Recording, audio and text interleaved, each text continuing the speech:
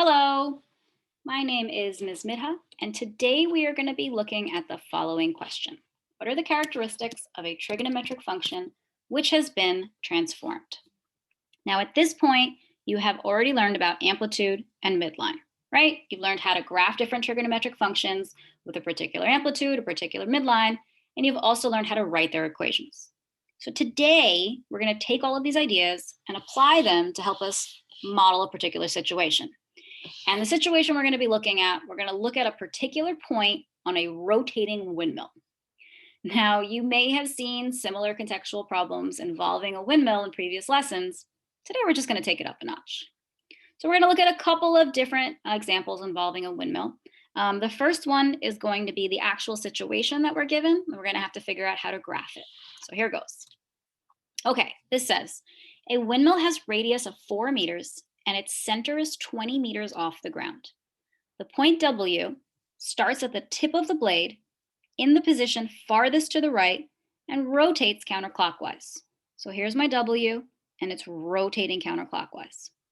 Our job is to sketch the graph that represents the situation. Now, I encourage you to pause the video for as long as you need to see if you can figure out how to sketch the situation on your own. Once you think you have it, come back, unpause the video, and we'll review. Okay, so we have to figure out how to graph this situation. Now, the best thing to do is probably see if we can figure out how to write an equation first to model the situation. And in order to do that, well, we have to figure out what this equation represents. Right? What are we actually looking at here? What's really going on? So the equation that we want to write, it's going to represent the height in meters of the point W, right? So the height of point W in meters relative to the ground as a function of angle theta of rotation. Because again, this point W, this windmill, it's rotating, right? And that point W is rotating counterclockwise in a counterclockwise direction. So we have to write an equation to represent the height in meters of point W relative to the ground as a function of angle theta of rotation. Okay, now that we know what we're trying to figure out, let's start kind of going through this problem. And let's go through it bit by bit. So the first thing that I'm going to focus on is this 20 meters. Now it says 20 meters represents its center, okay? Its center in terms of the height. So the center is 20 meters off of the ground. And here's my center right here. I just put it in a red point right there. So let's sort of think about what's happening to the height of the center as this windmill is rotating counterclockwise. Is the height going to stay the same or is it going to change? Well, it's going to stay the same, right? The center, the height of the center is not actually changing. It's just going to move along with the windmill blades, but the height is not going to change. So what does that mean? Well, that means that the center, that this 20, actually represents the midline, right? It's not going to change. It's going to be 20 the entire time. So we now know our midline is 20, and I'm just going to write that to the side. So we're one step away. Okay, what's next? Well, let's look at this 4, a radius of 4 meters. Okay, what does that mean? Well, basically these blades, they extend 4 meters from the center. That's what that means, right? It has a radius of 4 meters. That means that the blades extend 4 meters from the center. So in order to really understand like where 4 falls into our equation, let's actually think about the height of point W as it moves counterclockwise, as it rotates in a counterclockwise direction. So, okay, here goes. Right now, where point W is, what is its height?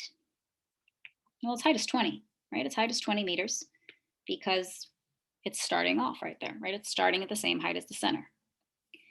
Now, as it rotates counterclockwise, so here's 20 meters, as it rotates counterclockwise, right? Let's say it rotates pi over 2 radians in a counterclockwise direction. What's its height? Its height is 24 meters. Okay, let's rotate it another pi over 2 radians. What's its height? Back to 20. And another pi over 2 radians. Let's continue to rotate it. What's its height? It's gone down to 16 meters. And then finally, we're going to rotate it back to where it started. So its height again is at 20.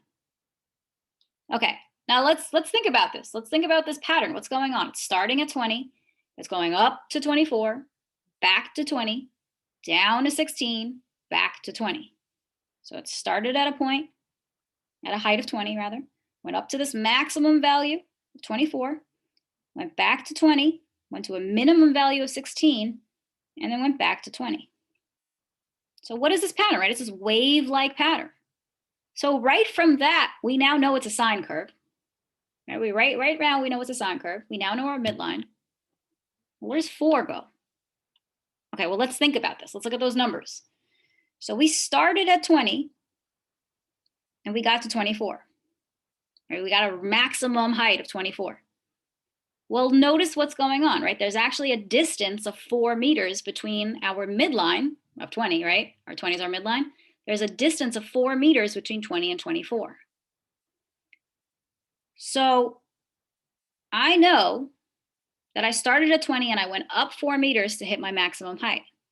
I also know that I went down 4 meters from 20 to reach my minimum height of 16 meters. So there's a distance of 4 meters from 20 to my maximum height and my minimum height. So what does that tell me? Oh, the amplitude, right? This is actually telling me that the amplitude is 4 meters. So I now have my midline of 20, and I now have my amplitude of 4. And I know it's a sine function. So I have everything I need to write my equation. I'm going to do that right now. H, again, this equation represents the height. H is equal to 4 sine theta plus 20. All right, now once I have my equation, I can graph the situation, right? I can graph my midline right at 20. So I'm going to make my dashed horizontal line right at 20. And then I'm going to go ahead and plot my points.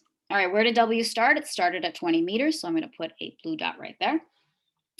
And as it got to pi over 2 radians, I know that it reached a height of 24. So that's 24 right there because this is 25. And then as it got to pi radians, it went back to 20. Once it got down to 3 pi over 2 radians, it was 16 meters. My point W was at a height of 16 meters. Again, that's because 15 is right here. And then finally, when it got to 2 pi, it was back to 20 meters. So there you have your sine curve to represent the situation. All right, so we were given a situation. We had to graph that situation. Now we're going to work in the exact opposite direction. That is, we're going to be starting with an equation, and we're going to have to figure out the situation. So here goes. Okay, this says below are 3 equations for the 3 different windmills. Each equation describes the height h in feet above the ground of a point at the tip of a blade of a different windmill. The point is at the far right when the angle theta takes the value 0. So the point is the same place that W was at in the previous problem. We have to describe each windmill and how it's spinning. So again, I encourage you to pause the video for as long as you need to see if you can figure out the answers on your own, and then unpause, come back, and we'll review it. Okay, so let's actually look at all 3 of these problems together for a few moments, and let's just think about what's going on. Okay, so let's think about a couple of things. First, what's our midline for each function? And what's our amplitude for each function? And what do these values mean in this context? Okay, so let's look at midline first. We know that the midline of our first equation is 10. Second equation is 3. Third equation is 5. Great. What do they represent? Well, if we think back to our previous problem, what did the midline represent? Well, it represented the height of the windmill blade center, right? It was the center, the height of the center for those windmill blades. So we now know our midline. It's the same idea here, right? It's the height of the windmill blade center. First question, 10 feet above the ground. Second question, 3 feet above the ground. Third question, 5 feet above the ground. Awesome. All right, now what about our amplitudes? Well, the first equation is 2.5, second equation is 4/5, and the third equation is 1.5. Okay, again, think back to the previous example. What did the amplitude represent? Remember that the amplitude represented the length of the blades. right? In that previous problem, the blades extended 4 meters from the center. That was essentially the length of the windmill blades, right? So what does 2.5 represent here? Oh, 2.5 represents the length of the blade in that situation. So right away, we have the answer to our first equation here, right? The first equation, this is a perfect way that you can write to describe the first problem. The center of the blades for this windmill is 10 feet from the ground. The length of the windmill blade is 2.5 feet, right? Again, that 10 feet is our midline, and that 2.5 feet is our amplitude. So the center of the blades for this windmill is 10 feet from the ground. The length of the windmill blade is 2.5 feet.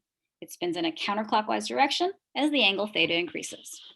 And similarly, the second equation, the center of the blades for this windmill is 3 feet from the ground. The length of the windmill blade is 4/5 of a foot. It spins in a counterclockwise direction as the angle theta increases.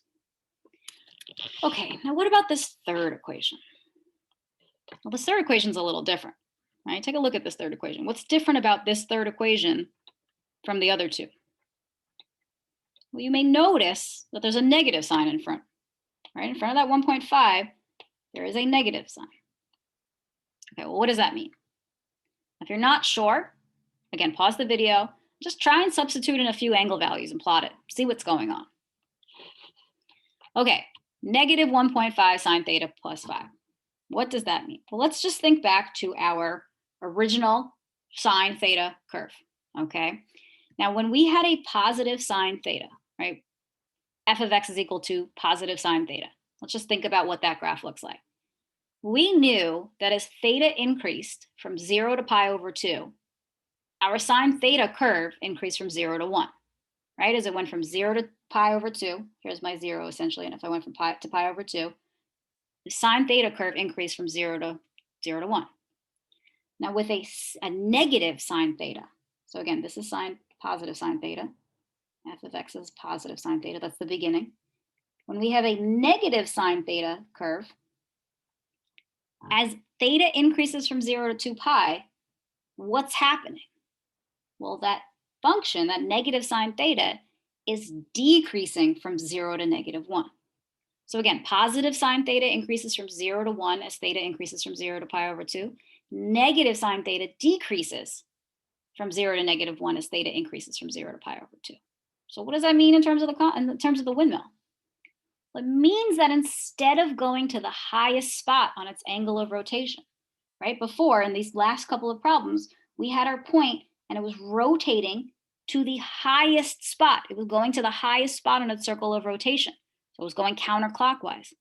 Now what's happening, since it's negative, that point, it's going to be going to the lowest spot on its angle of rotation, which means that the windmill is rotating in a clockwise direction instead of a counterclockwise direction. So that negative sign is actually telling us our direction. So a good answer for that third problem would be the center of the blades for this windmill is 5 feet from the ground. Again, same idea with the midline. The length of the windmill blade is 1.5 feet. That's our amplitude. But now it spins in a clockwise direction as angle theta increases. All right, to summarize everything we did today, we learned that the amplitude of the sine graph represented the length of the windmill blade, right? In this windmill contextual problem, the length of that blade represented the amplitude of the sine graph. We also learned that the midline of the sine graph was the height of the center of the windmill blades. And then finally, we talked about the direction that that windmill spins. So when we have a positive sine graph, it's moving in a counterclockwise direction. A negative sine graph, it moves in a clockwise position.